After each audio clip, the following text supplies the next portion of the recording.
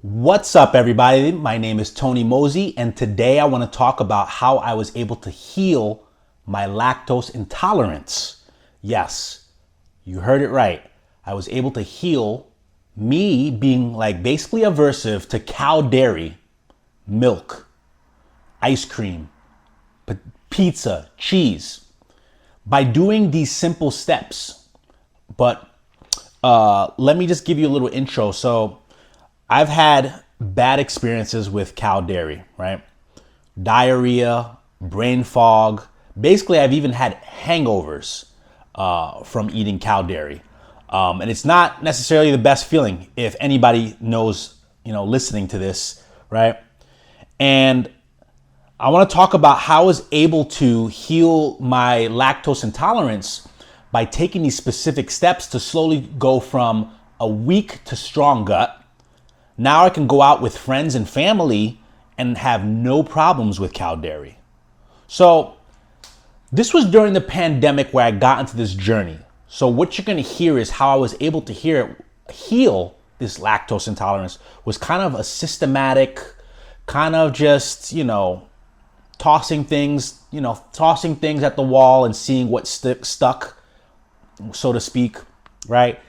And through time, I just noticed as I look back that I was, I went from not being able to eat things like cheese, pizza, ice cream, sour cream. I couldn't go out. Every time I went to a Mexican restaurant, I had to say, hold the sour cream, hold the cheese, pizza. I love pizza so much. Me being from New York, pizza's everything. First off, in the pandemic, I heard about goat products and how it was easier on the stomach. Apparently, the goat milk DNA is closer to ours, whether true or not. I went ahead and tested the theory. So I started with a goat protein powder by the Naked Group. They make a naked whey, they make a naked pea protein, they have a naked egg, they have, all different types of naked. Basically, it just means like it's just what it is. It's just that protein. Maybe they'll put some sunflower lecithin, but there's no sugar, there's no other added chemicals. It's just clean. So I said, let me go with that, right? So I went with that and I was like, all right, well, I'm taking these scoops of protein and nothing's happening to me. Normally when I have anything that's cow related, I'll have diarrhea, I'll have the gurgles in the stomach within 30, 60 minutes. And then I'll be having diarrhea in 2 hours. Again, if you are lactose intolerant, you have suffered the same thing, and you probably are right now suffering the same thing that I have suffered. So So having this goat protein powder, wasn't getting any headaches, no hangovers, because that's sometimes how I got to a point where I got really hungover. Almost the same effects as alcohol from eating cow dairy, right? So I said, all right, well, if I could consume cow or at least goat protein powder, then perhaps I could drink goat milk. So I went with 2 different lines of goat milks, and again, nothing happened. And there's a lot of people, you may hear people out there who say, oh, you shouldn't be drinking goat milk. How do you know? I mean, until you try it. And it had not done anything wrong to me. So for a person who couldn't eat cow dairy, it worked. Then I said, okay, well then if I could do goat protein powder, in powdered form, and I could do goat milk, then I could do goat cheese. And I really loved Philadelphia cream cheese, right? I loved it so much, and I couldn't have it anymore because it was wrecking my stomach up. It was Wreck-It Ralph all over my stomach. My stomach was Ralphing inside. But finally, I was able to take, a goat spread, and be able to put it on my bagels again. And I was super happy about that. So I started getting that goat cheese spread to kind of spread on my bagels like Philadelphia cream cheese style, right? And then this got me savvy, right, into foods that are strong and harmful to me.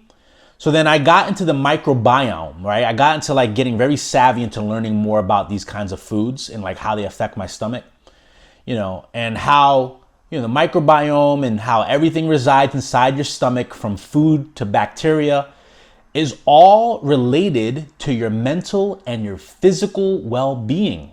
So then I went down the rabbit hole, and of course I got into apple cider vinegar in the morning. I was taking it at night. I was taking it right after meals, as I heard it was, good for your stomach.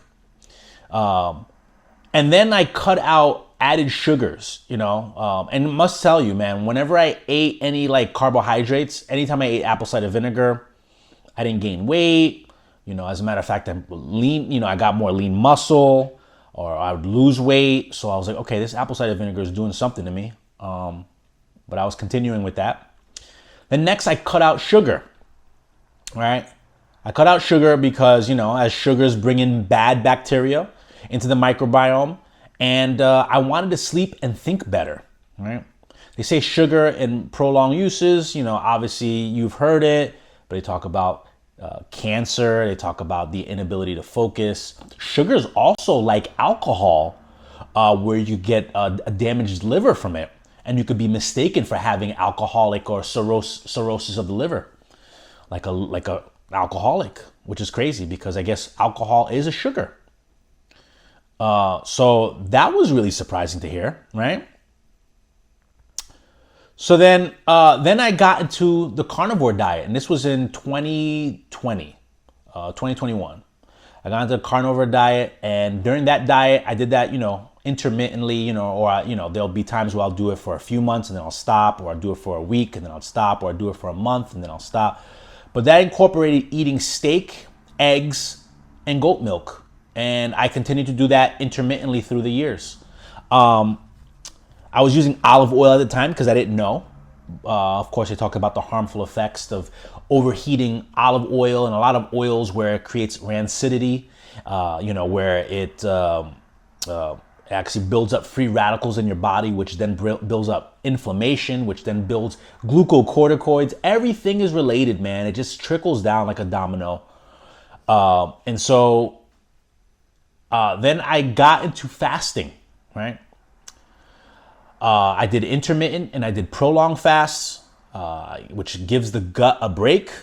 And of course, there's this thing called autophagy that occurs, where your body basically like kills off old cells and generates new ones so that you can function optimally. It also makes you naturally and unconsciously more apt to eating foods that our ancestors ate, So because of that, I was eating vegetables. After I get off a fast, I'd want to eat, more lean, clean, non-GMO protein, fruits and vegetables. This is what I was doing back then when I was slowly getting, when I was intermittently do the carnivore diet. Some vegetables still, I was doing that. So I was mixing very strict carnivore to then like kind of like a hybrid, if you want to say. Then I got into probiotics, prebiotics and probiotics. So apparently prebiotics is like the seed that you put in the garden, that you put on the dirt. And then the probiotics is actually the watering of those seeds to then allow the seeds to sprout. So in this case, prebiotics and probiotics come together so that they then build a whole colony of bacteria, of good bacteria that helps, of course, strengthen your gut lining, your gut wall, your gut bacteria, your microbiome, because it's a whole planet in there. There's just people, if you want to say, things residing, people. There's a community of people residing in your stomach, and they all want to function and go to work and be pleasant and just communicate and connect with each other in this wonderful, harmonious community. But if you're eating horrible foods, it's not going to allow them to thrive. You want that community to thrive. So I got, I did the apple cider vinegar is one of those pre-probiotics, whatever you want to call it. Of course, I was doing bananas, which I think is a prebiotic, and then they talk about yogurt. I also did kefir at this time. I was doing goat kefir, and then I started switching around, and I would definitely say like things should be like an A/B test. Like you should definitely see how are things when you try this way versus that way. If I take a little bit versus a lot, how do I feel from that, right? And mind you, little by little, I was, I was consuming this stuff. So before I was able to say I was healed, I made sure to gradually build to the point where I can eat cow dairy. Okay.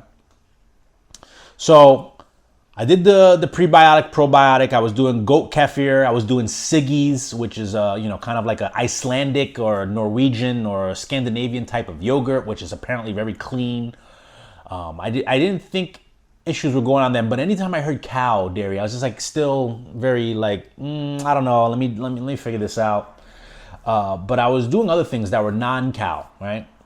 I was doing collagen peptides. I was doing collagen because apparently collagen also helps to strengthen the gut mucosal layer so that it can be able to digest things. So I got collagen in the form of the powder, kind of protein, collagen peptides. And then I also was doing bone broth, which I would always do right after a fast. The first 3 meals, I would re-heal that gut mucosal layer because it's been stripped after not consuming things for a few days. I would do 48-hour fast, 72-hour fast, sometimes 4-day fast. And it's no longer digesting, so your stomach just shuts down, right? In a sense. So if you were to quickly reintroduce like very solid food, you would have diarrhea. So you have to slowly build it back.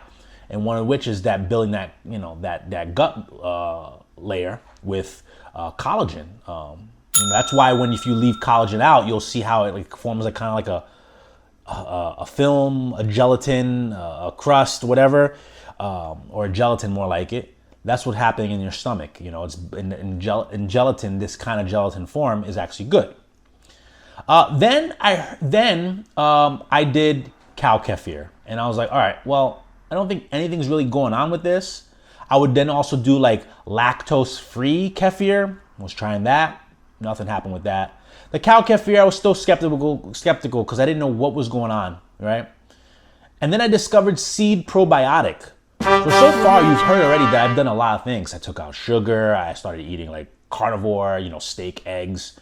I was drink goat milk. I was doing kefir, doing collagen. I was doing seed probiotic, And then I said, you know what? While I was doing that, I was eating goat butter, right? Goat butter, of course, not doing anything because I told you my stomach, and I would say you should try it too if you have lactose intolerance, if you want to try that. Maybe as a way to kind of just have your body learn this other form of dairy that's not necessarily on a DNA level as foreign as cow butter to you as a lactose intolerant. And so I heard about Kerrygold Irish butter, was basically, this is the gold one, not the silver one, because the gold one is apparently the healthiest one for butter because it only has 2 ingredients compared to the silver one. They had changed those ingredients where it's like kind of filled with different things. So I was buying goat butter and like, rest of goat, it was fine, But then, so I tried Kerrygold with no problems, right? And after a month consuming it, I got inspired to try certain cow dairy, like A2 milk, and I had no problem. Now, what is A2 milk? Well, there's 2 different types apparently. There's A1 milk and A2 milk. A1 apparently is kind of like the enzyme that people like who have lactose intolerance can't digest. They say it is the casein derivative B. And I don't want to confuse you, but like there's an enzyme, whether it's casein or A1, whatever it is, that you can't digest if you're lactose intolerant. And A2, however, takes away that casein B, I believe, or that casein derivative that lactose intolerants are not accustomed to. So it's easier digesting on your stomach. So now I was drinking that, and, I got maybe a slight little brain fog. I felt a little gurgles in the stomach, but the brain fog didn't last as long. It would probably last for maybe, and it was like a very light brain fog. Like I felt something, but it wasn't like crazy like how it was historically with regular milk, A1 milk, casein B, milk with casein B derivative. And so that A2 milk, and I can show you some of the brands because they all vary, and I may want to do a review on the milks that I've tried and how I felt after them. But after a month of consuming it, right, I got inspired to try A2 milk. And then one day I went out for pizza and said, heck, it's my birthday. You know, I mean, this was all, by the way,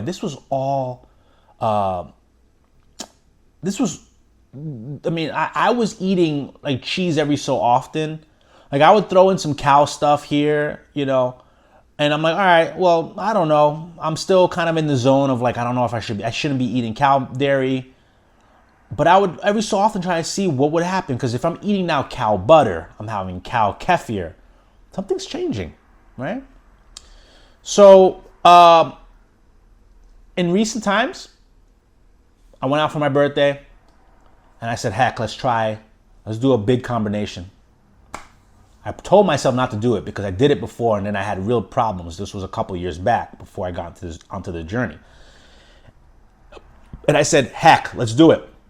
Ice cream. We're going to do 2 slices of pizza from this place called Otto in Boston. And they have many places, of course. And then I had ice cream on top right after that. Nothing happened. No gurgles, no stomach ache, no hangovers, no headaches, no diarrhea. I was super surprised. So then the next morning I woke up, again, no diarrhea, none of that, no hangovers. I said, you know what, let me use this, this was the point where I became bolder, you know. So I said, let's have this pizza and ice cream, no issues. Now, how about the most extreme side of, I think, dairy is supermarket grade dairy, okay? You know, I think is the worst type of dairy personally, because it's just genetically modified or they put hormones in it. The organic one, I can definitely debate about that. You know, what's organic? This is coming from a supermarket that's mass producing things, but nevertheless, I got the real, the basic cheese, shredded cheese from this supermarket. And I thought I would have diarrhea and brain fog within 60 minutes. And guess what? No issues. So I've been trying this now for 6 months. And it's safe to say I am healed from lactose, from the previously dreaded cow dairy. So they say African descendants, African Americans, can't digest lactose well. Well, I defied those laws. And granted, I consider this healing as a strengthening of my gut bacteria muscles. Well, that's how I see it. The bacteria is like a muscle. And if I don't keep it strong by doing what I have been doing with the previously mentioned methods, I can weaken my gut biome. And I want to be able to eat cow dairy. So I got to see it as, yes, it's strong right now. And I can say healed, but healed doesn't mean like it's gone forever, right? My gut is strong now. I can handle it. I'm not getting any other issues, right? But if I don't continue consuming these products every so often, if I don't continue the regime and the lifestyle that I have, I'm eventually going to wreck my stomach again. Because, I mean, look, I like to eat it as a sometimes thing. I see the cow dairy as like drinking alcohol, drinking beer and wine and cocktails with friends or with people.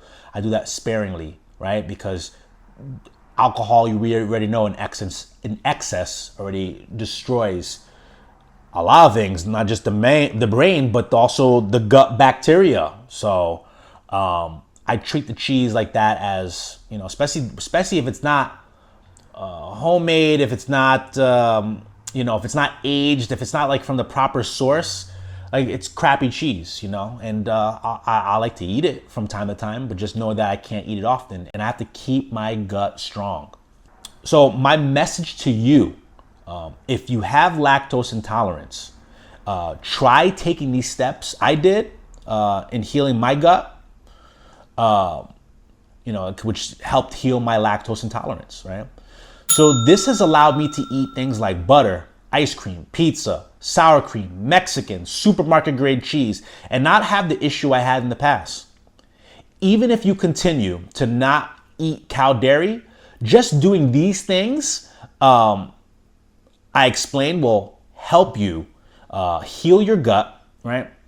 Strengthen your microbiome, which will alleviate you from things associated with poor gut health, which is related to which then drives down into anxiety, depression, obesity, diabetes, hypertension, weakness, inability to focus, lack of energy, and a strong one will increase, this will also increase mental clarity and increase your immune system.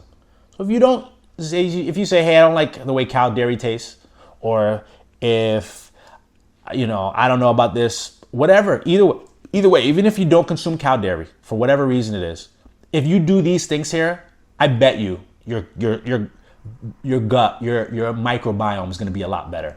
And I'm going to share some links, of course, to the things, to the products that I'm using right now in the description below. But also understand your mileage may vary. All right. I've been on this journey, of being gut bacteria and microbiome savvy since 2019. I applied what I learned in small increments since 2019. And so I must say that time doing small, gradual doses of things, I have shown in this video, right? Testing to see what works and what does not. Reintroducing small amounts of cow dairy periodically, right?